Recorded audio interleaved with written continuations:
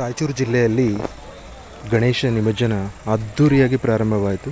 ನಿನ್ನೆ ರಾತ್ರಿ 9 ದಿನ ಕಂಪ್ಲೀಟ್ ಆದಮೇಲೆ ನೈಟ್ ಎಲ್ಲ ಡೆಕೋರೇಟ್ ಮಾಡಿ ಎಲ್ಲ ಸಾಲುಗಳಲ್ಲಿ ಬಂದು ನಿಮಜ್ಜನ ಕಾರ್ಯಕ್ರಮವನ್ನು ತಾವು ನೋಡ್ತಾ ಇದ್ದೀರಾ.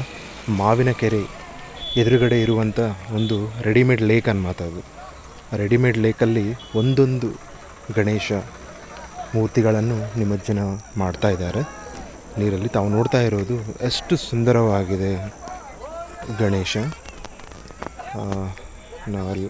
ನಾನು ಸ್ಮಾಲ್ ವೀಡಿಯೋಸ್ ಎಲ್ಲ ಕ್ಯಾಪ್ಚರ್ ಮಾಡಿದ್ದೀನಿ.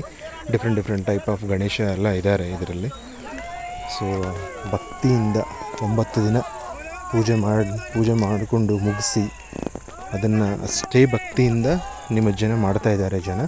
ಸೊ ದಯವಿಟ್ಟು ತಾವು ಏನಾದರೂ ಒಂದು ಕಷ್ಟ ಬರಲಿ ಏನೇ ಬರಲಿ ಒಗ್ಗಟ್ಟಾಗಿರಬೇಕು ಅಂತ ಇದೊಂದು ನಮ್ಗೆ ಚಿಕ್ಕ ಸಂದೇಶ ತಿಳಿಸ್ತಾ ಇದೆ.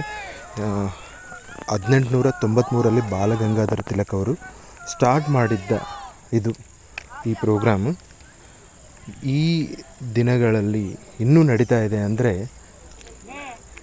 ನಾವು ಅರ್ಥ ಮಾಡ್ಕೋಬೋದು ನಾವು ಎಷ್ಟು ಇದನ್ನು ಪ್ರತಿಷ್ಠಾತ್ಮಕವಾಗಿ ನಾವು ನೋಡ್ತಾ ಇದ್ದೀವಿ ಅಂತ.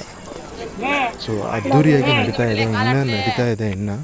ಸೊ ನಾನು ಕೆಲವೊಂದು ವೀಡಿಯೋಸ್ನ ಕ್ಯಾಪ್ಚರ್ ಮಾಡಿದ್ದೀನಿ.